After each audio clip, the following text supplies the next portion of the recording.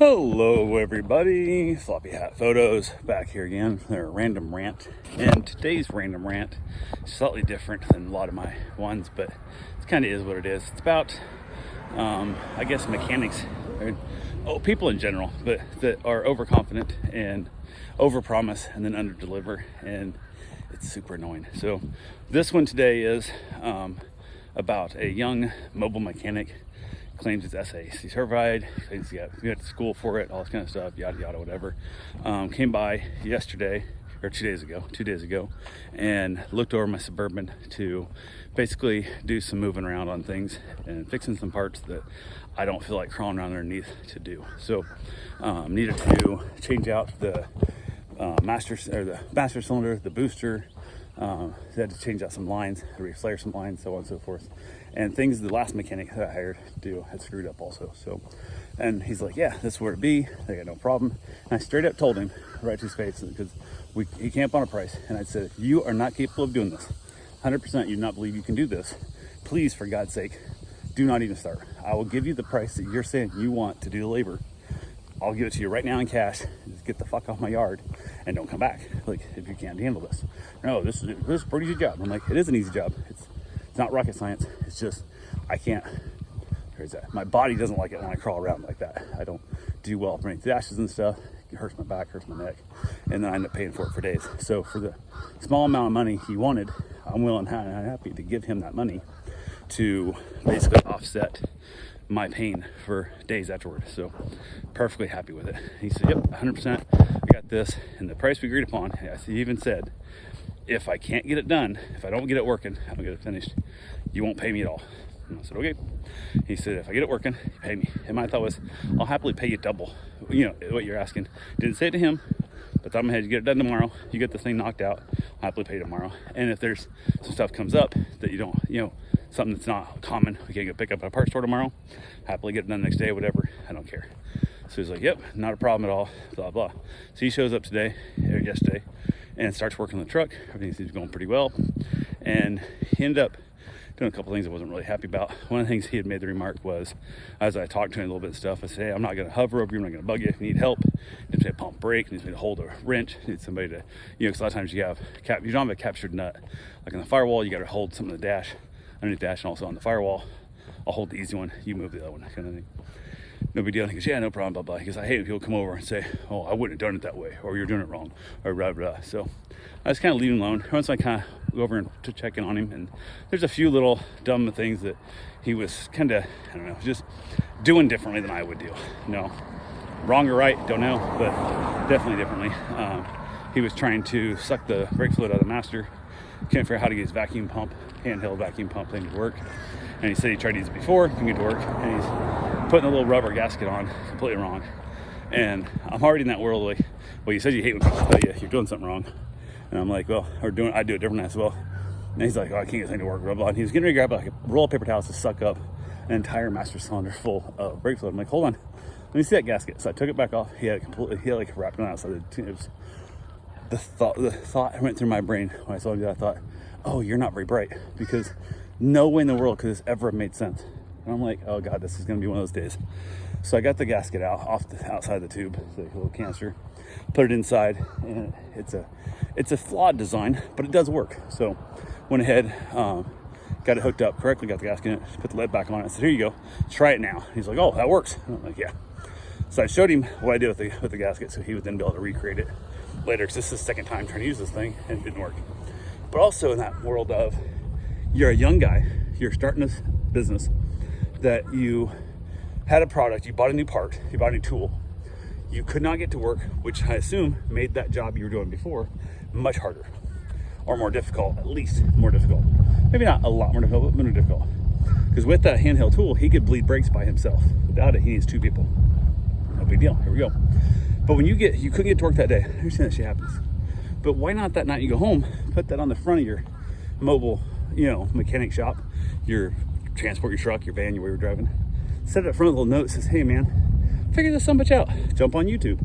Go home, play with it at home, figure out something.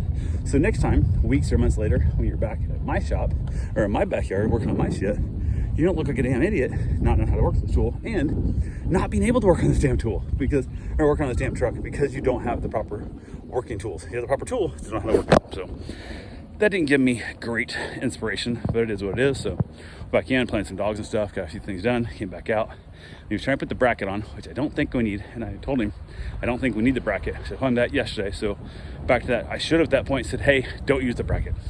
Let's put this on, see if it works out because I got the small little 8-inch booster. I should not need the bracket.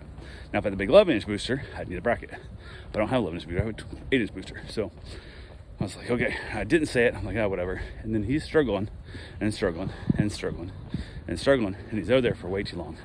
And I know I'm leaving shortly. I'm like, oh, this is gonna be dumb. So I started saying, what's going on? He's like, oh, this bracket. I said, well, he goes, I can't get this right. He goes, I had it all lined up, had it right, took it off to tighten it, and then it won't go back in. And he'd flip there's a mechanism, the way that he pushed down a brake lever, makes a plunger, goes to the firewall. That plunger then hits the master cylinder, which builds pressure and gives you brakes. He, because we're using the bracket, had to have another power rod, another pivot point, so it has to pivot at a different angle, so it basically will pull and push at the same time, blah, blah. He had flipped it over inside there, and I said, I haven't looked at the instructions, nothing. I just got these parts yesterday, didn't look at them at all. Does the circle or the square go towards the wall, firewall? He said the circle. I said, okay, cool. So this is right there. Now you just figure out the mechanism. So he starts trying to look through instructions. He's trying to pull stuff online on his phone, whatever, whatnot. I just start playing with it in my head and going, flipping. I said, I would try it this way. And I said, I know how much you hate that, but that's what I do. He wouldn't even put it up there to try it until I looked through. And he's like, he goes, oh, I see what it has to be done. He goes, yeah, picks it up. And he looks at it. He flips it over, flips it right back to where it was, and puts it on the firewall. So that way he couldn't give me the satisfaction of he's the one who accomplished it. I almost threw him off my yard right then, but like just do the work, man, just to make my shit work. So I leave, I have to go to the doctor, take my father-in-law to the doctor. So I go to the doctor, get up there and take care of all the stuff. Everything's good to go. Get back, he's still there working on the truck, and he's kind of one of those crossroads where I come walking out and he must not have heard me pull up, whatever. So I get out there and he's just kind of not doing nothing. And I don't know if he's waiting for me to come back or if he's thinking, if he's on break, I don't know. But when I leave and I come back, you're not doing nothing. As a guy who works for himself, that's going to be it's going to be hard to make a good living doing that. When you're working for somebody else, you're getting paid by the hour. Not doing nothing is fine. Like a lot of people do a lot of not doing nothing and paid. When you're not doing nothing, and especially on this one, we agreed upon a price to do this work, not per hour, not 4 hours, this much per hour, not 10 hours, much per hour, not, hey, if it's done sooner, I get this, if it takes this long, I get this. It was X amount of dollars, which the faster you get it done, the more money you make, you move on to the next project. So I'm like, hell, who knows? So I went ahead and said, hell with it, and kind of checked on him. He was kind of one of those situations where he's kind of there to where we are. And I asked him, I said, hey, where you at? And he goes, well, I'm trying to get the bleed, can't get the bleed, blah, blah. Which one of the reasons you can't get the bleed, because you didn't take the loops out of the back of your lines, which the last mechanic put in there, which I told you, big priority, which I asked you about it, he was here yesterday. Have you ever flared lines and stuff? You know how to flare brake lines? Because that's one of the big things that needs to be done right now. I didn't have the tool is coming. It was going to be here today, which did arrive today, by the way, after he left. So I now have the tool, but the company I ordered it from through Amazon, whoever supplied it to Amazon, showed it with a pipe cutter, didn't send me a pipe cutter. Now I got 2 more fucking days to get my pipe cutter so I can even flare the damn lines myself. So yeah, that's annoying. And he also put there's like a brake proportioning valve, which I don't even know if it's actually a proportioning valve. I think it's just a brake light valve that if it senses too much fluid, let's say I blow a line, it sends the valve over, which then trips a light, which I don't even have a brake light on my dash, so I'd have to wire it up anyway. But they have to be, the sensor has to be taken out and put a plug in it to basically hold the valve from moving front and back to keep it from being blocked off in that process. So we have that ability to even bleed the brakes, which I'd also told him that. He didn't listen because I got back there. He had not swapped it out for the bleeding plug. He had not swapped it out. He had the switch still in it, which actually can damage the switch too, I believe. But I'm like, okay, this also now gives me less confidence in your ability. So I get in there and stuff. I basically explained to him, you gotta put this valve in. So he pops that out, puts the valve in there. We start trying to adjust it, and I get in to pump it up. So he uses the vacuum thing, which whatever. And he has my brake pedal so far adjusted down towards the floor that I can't even get a full pump on it. So I'm hitting the floor before it even hits the brake pedal. And before, I understand the last mechanic had adjusted so far out, like it was way too far out. Like you'd hit your knee on the steering wheel trying to get your foot up on the brake, but you went too far the opposite damn direction. I'm like, we're never get these things bled because you didn't give me enough travel on my brake pedal. We'll do this stuff. So I had to get back underneath there again. How you doing today? So he had to get back up underneath there again today, or and he was like, well, I got to adjust all the way out. There's no more movement in it. I can't give any more travel. I'm like, well, no matter what we do from here, I can't drive this thing because this doesn't work. Like, I need more travel. And he's like, well, there's no more adjustment in it. I'm like, okay, well then why did you move on to something else? Like, why didn't you tell me that to begin with? And he didn't answer. So I said, why don't you put the adapter in there? There's like a adjuster, basically double end captured bolt. That's all it is. It's like a super long, like 2.5, 3 inch long bolt, or nut. Sorry, not bolt, nut. You put on one side of the rod, and the side rod, and it extends 2.5, 3 inches. And he goes, oh, okay. So he goes there, pulls things apart, puts that back on. Okay, now we got the brake so much set up. So I go in there and start adjusting, pumping the brakes up. So, and I don't know if he knows how to pump brakes to bleed them, because he's like, go ahead and pump them and stuff. And then I'm like pumping, he goes, okay, pump them up again. I'm like, well, I'm still pumping them because you didn't tell me to hold. Like, the fuck? So you're supposed to, you pump the brakes so it gets pressure, and the guy inside is holding, the guy in the back goes hold, and then he breaks the bleeder loose. Brake fluid squirts out, hopefully brake fluid and bubbles until the bubbles stop. Then he basically squirts out a little bit. He says tight, then pump up again. I hold, he breaks it loose, bleeds out, then he tightens it, I pump up again. But if I let my foot off the brake pedal before he tightens it, then I've just let air back in the system, which is defeating the purpose. So I can't let my foot off till I tell him. He's not telling me to let my foot off the brake.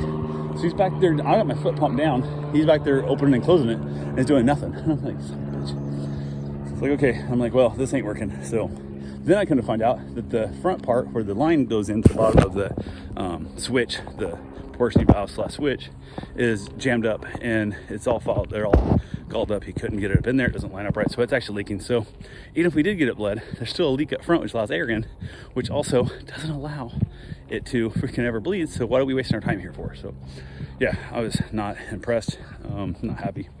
Finally, he gave up. He's dumping brake fluid all over my fender walls and stuff. I'm like, gotta keep that shit washed off because that stuff will eat up paint, and you gotta stay on top of that. He's like, oh, whatever. I'm like, here's cleaning supplies. You gotta keep that off there, and whatever. And then he went to leave, and he basically, again, this guy told me if he doesn't get it fixed, he won't charge me because it's not that hard a job. And when we go to leave, he basically requests, doesn't demand, half his payment. The other half when I finish it. And I'm like, I almost said, well, we had a deal. If you didn't finish it, you can pay it all. So why should I pay anything? But my thought was, I'll give him half the money because, again, I would have paid him twice that to get him not to come back the first time. And I got a feeling he won't be back this time. So who knows? And it's sad because, again, I love mechanical work. I love a young entrepreneur. I love the thought.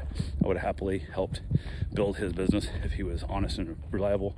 He left trash blowing across my yard. I went and got a trash can, put it right to him. I said, hey, here's a trash can for you. So paper towels are blowing across the yard. All these rubber gloves and stuff, which he used a bunch of apparently. Apparently shit is free for him. I don't know, because that shit was expensive when I do it, but hey, whatever. So yeah, left a Monster Energy drink can out my yard, and yeah, not really impressed. So don't leave trash to people's yard, especially when I inform you over and over again that, hey, I have a bunch of animals here. I can't have these chemicals on the ground. I don't want trash on the ground. I got a rag full of brake fluid blowing across my yard that I don't want a dog eating, getting sick, getting, plugged in their intestines and all that fun stuff. And then the best part is I go back out the next morning, and because the bottom where it's leaking out of that porcelain valve, he didn't bother leaving the jug that I left him to catch all the brake fluid in. Didn't let her know it's leaked out, and now the paint's peeling off the inner fender wheels, the inner frame rails, and the bracket that holds my pulley on there. So yeah, so I got a ton of paint peeling off my vehicle that now is going to be pulled out and repainted, which not the end of the world. It's not that big a deal, but super fucking annoying. I don't know why you can't. If you can't do the job, don't say you can do the damn job. If you're incompetent, just say you're incompetent. Stick to something else. Go back to detailing cars. Stick with mowing lawns. Go work at Piggly Wiggly. I don't know, but man, don't say you're a mechanic. Don't say you can know how to work on brakes. You have no damn idea what the hell you're doing. You're just wasting my time, you're wasting my money, and damaging my stuff. So, and then also don't be willing, like if you're in this process, be willing to at least take direction. Had taken direction, I would have happily told him exactly what to do, how to make every single change, and we could have done this perfectly fine. He would have been the person who moves the hands, and I would have personally told him where to move the hands. But anyway, that's all I got for right now. Talk to you guys later. Have yourself a safe, wonderful day. Thanks for watching.